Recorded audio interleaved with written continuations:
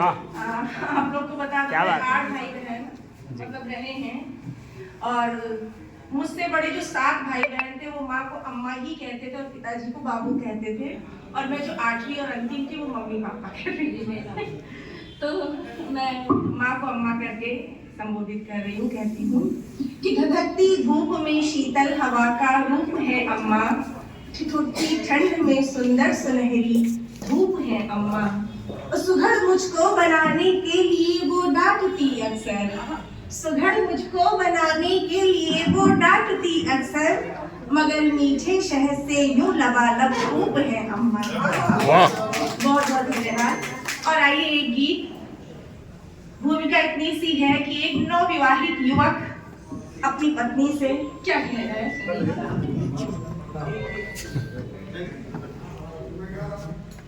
अंत्या कुछ यूं है, सुनिएगा।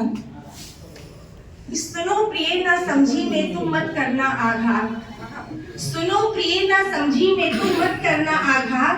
और मेरी माँ से ऊंचे स्वर में कभी न करना बात। आप सभी का ध्यान चाहती हूँ कि सुनो प्रिय ना समझी में तुम मत करना आघात, और मेरी माँ से ऊंचे स्वर में कभी न करना बात। और बात क्यों ना करे, आइए इसकी व्याख्या गीत के प्रथम बंद में कर रही हूँ कि निठुर नियत ने छीन लिया जब फिर से ऋतु का साया, निठुर नियत ने छीन लिया जब फिर से ऋतु का साया, पीड़ाओं के बृहद सिंधु में लगी डूबने गाया, और संबंधों की फिर रिश्तों से कोई काम न आया, संबंधों की फिर रिश्तों से कोई काम न आया, और रिक्त उदर की बेचैनी को माँ ने शांत कराया, और मुझे खिला खुद सोई ऐसे जाने कितनी रात, मेरी माँ से ऊंचे स्वर में कभी न करना।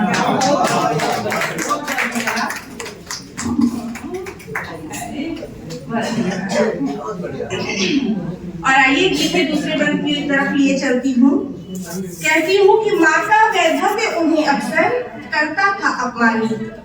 यूं तो हम लोगों के घर और परिवार समाज के हालात बदल गए हैं, जो विधवा स्त्री है लेकिन फिर भी